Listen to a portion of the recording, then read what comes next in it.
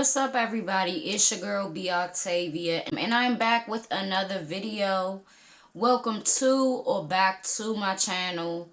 Today is Real Talk Tuesday, and this one is really important.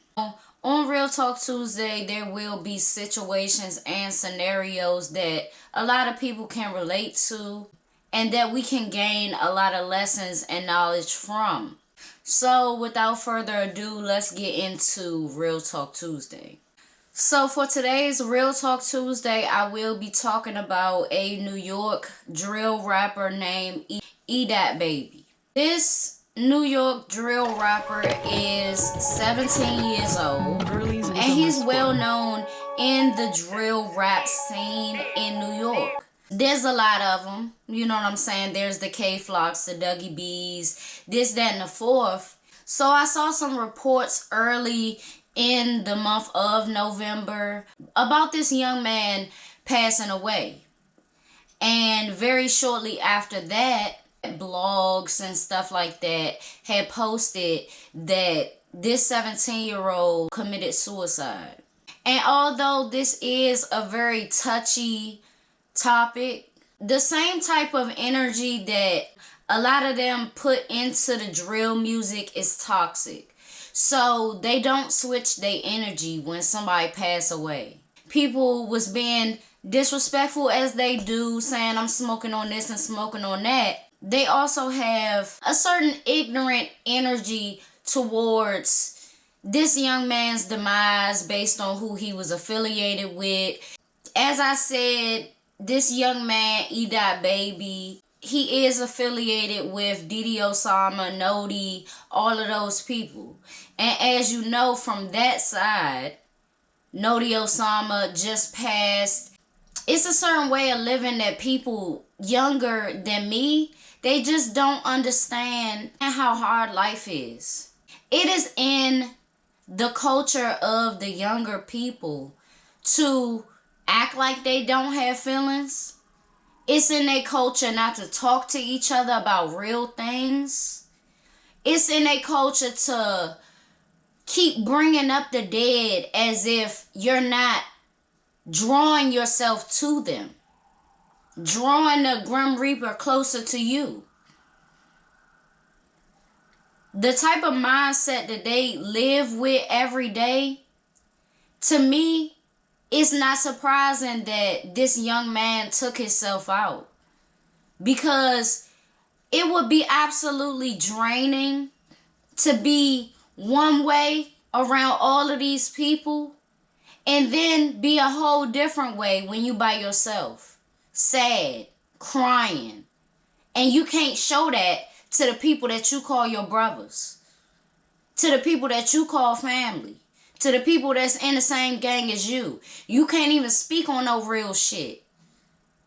And this really does show that even if this young man had his father in his life, obviously he felt like he didn't have nobody to run to, or to explain to, or to feel vulnerable with. I sympathize with that. Because around 17 is when real life starts to happen. I graduated high school at 17. And after all that high school and seeing the same people in the neighborhoods that I seen in school, I'm through with that shit. I'm through with it.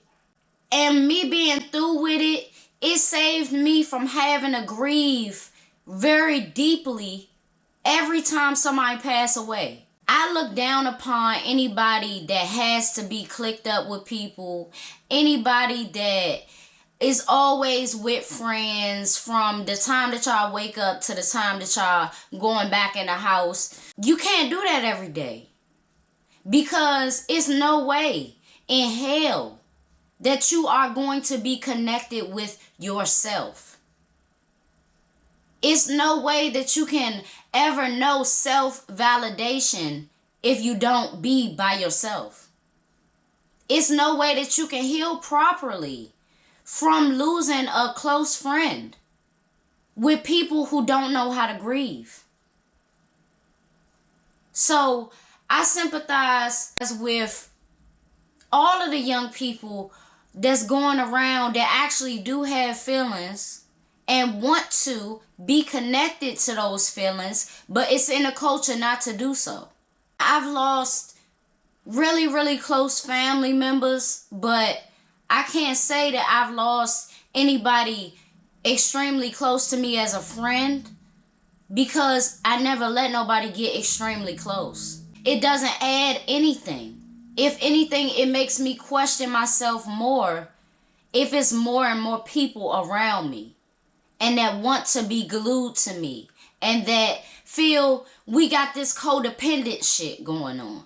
The ignorance of, first of all, I'm hearing this young man Edot's name in people's raps already, like Nas EBK.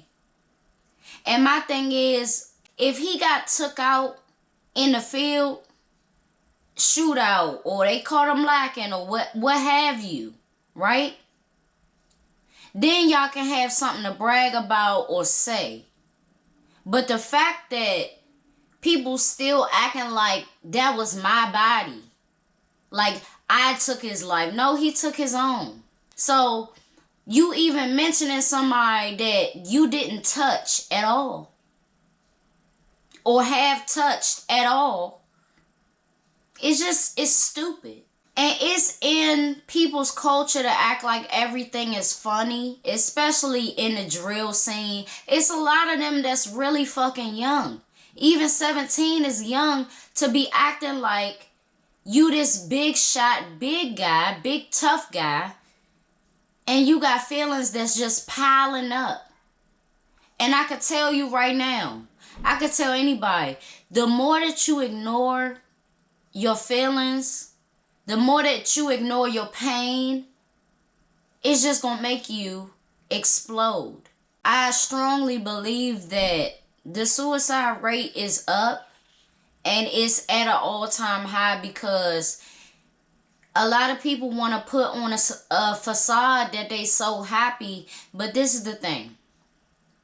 A lot of things that you can buy or a lot of people that you can hang around, it'll be momentary happiness. What's gonna always and forever fuck you up is when you have time to yourself, when you finally have time to yourself and you can't even stomach to look at yourself. You can't even stomach waking up, you don't want to. You can't face yourself, but you can face a whole bunch of different people who have the same mentality. The same deep, dark mentality. Dissing ops all day. Ops is supposed to be like ghosts to you. Young men. Ops are supposed to be almost invisible. We don't see them. We don't talk about them. We don't discuss the ops. We know who they is. And it is what it is. But y'all not old enough to know that. Y'all want to go down a long ass list saying all these dead members from the other side, not knowing that you bringing them right to your dreams, to your front door. You bringing all of those spirits and that energy to you. At 17, I was dealing with some depression myself. I lost my grandmother at 17. I wanted to drop out of high school and all of that because I felt like nobody cared about my pain. And life keeps going. But you always got to remember, one thing that always kept me where I needed to be versus, where I wanted to be in a bed, sleep. What always kept me where I needed to be was knowing that the person that I lost or the people that I lost wouldn't want to see me super down. They wouldn't want to see me super down. They wouldn't want to see me give up. That's not what they taught me. That's not what they would have wanted. And as much as he was probably in pain, he was probably scared too. Because a lot of the guys, especially in New York, are dropping like flies from behind this music shit. A lot like Chicago, in a sense, where it's getting more and more toxic and they don't even see their demise coming. It's to that point, but he probably thought, I'm going to get myself before I get got. And that level of fear speaks hugely in this situation. 17 is way too young to act on feelings like this. It's way too young and it's way too drastic. Don't ever hurt yourself and make yourself feel that physical pain that your heart feels. Because that will subside. Grief is a motherfucker. And the truth of it all is it's supposed to hurt. It's supposed to sting. It's supposed to burn. That is a part of the healing process. And I wish he would have known that. But at 17, I didn't know that. You got to be strong enough to want to survive any obstacle. So I want to say, listen, in the midst of all these people dissing somebody who committed suicide and dissing a 14-year-old boy, I want to say rest in peace to Edot Baby and rest in peace to Notti Osama. It's your girl, B. Octavia. Happy holidays to you all. Stay safe. Stay bundled up. It's getting cold. And I'm going to see y'all in my next one.